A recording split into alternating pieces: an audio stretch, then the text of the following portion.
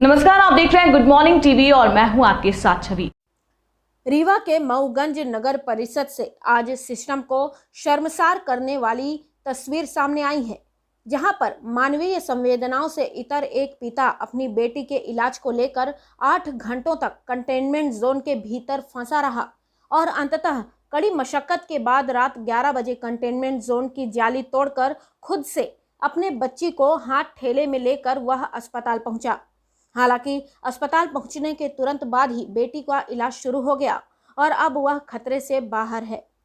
Corona virus के बढ़ते संक्रमण ने जहां देश और दुनिया को हिलाकर रख दिया है, ऐसे में लोगों की मानवीय संवेदना भी खत्म होती जा रही है तथा शासन और प्रशासन के बड़े बड़े दावे खोखले नजर आने लगे हैं।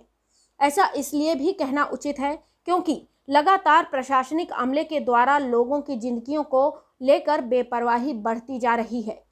लापरवाही से भरा ऐसा ही एक ताजा मामला सामने आया है रीवा जिले के मऊगंज में नगर परिषद से, जहां सिस्टम को शर्मसार करने वाली तस्वीर देखने को मिली है, जिसकी वजह से तकरीबन 8 घंटे तक एक पिता अपनी बेटी के इलाज के लिए परेशान होता रहा, लोगों से गुहार भी लगाता रहा, मगर उसे देखने और सुनने वाला कोई नजर नहीं आया और अंततः लाचार पिता को 8 घंटों की कड़ी मशक्कत के बाद रात 11 बजे हाथ ठेले में ही अपने बेटी को लेकर इलाज के लिए अस्पताल पहुंचने पर मजबूर होना पड़ा।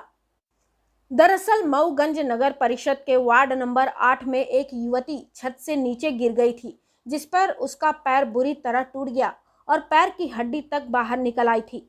इतनी गंभीर हालत में युवती घर में कराहते पड़ी रही और इलाज के लिए उसका पिता 8 घंटे तक अधिकारियों और कर्मचारियों से गुहार लगाता रहा, मगर उसकी सुध लेने को कोई तैयार नहीं था।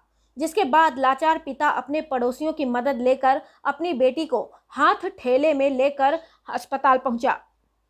बताया जा रहा है कि मऊगंज नगर परिषद में वार्ड क्रमांक 8 को कंटेनमेंट जोन बनाया गया है, वो जहां विगत दिनों 11 कोरोना संक्रमित मरीज मिले हैं और कंटेनमेंट जोन में फंसे होने के कारण लाचार पिता को बेटी के इलाज के लिए परेशान होना पड़ा।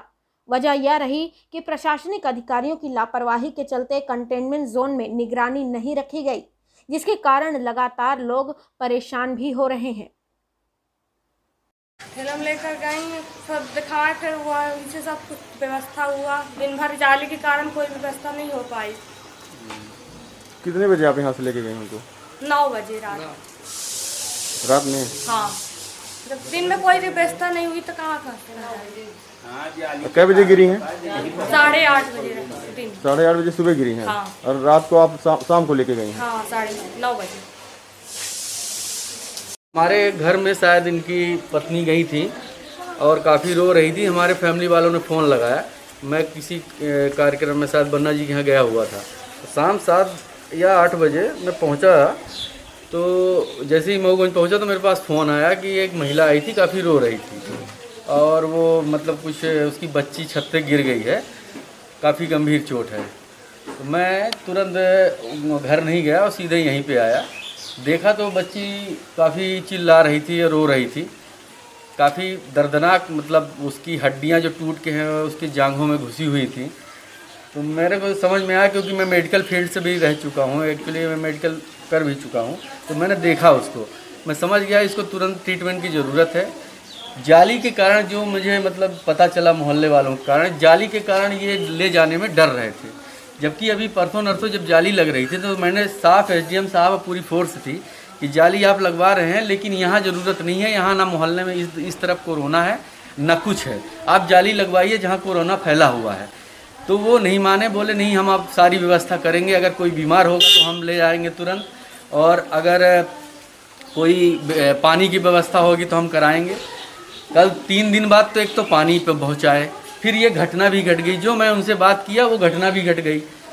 कुल मिला के एक भयंकर इंजरी में 12 घंटे लेट हुआ, सिर्फ प्रशासन की लापरवाही की वजह से। मैंने एडिशनल एसपी को फ़ोन लगाया।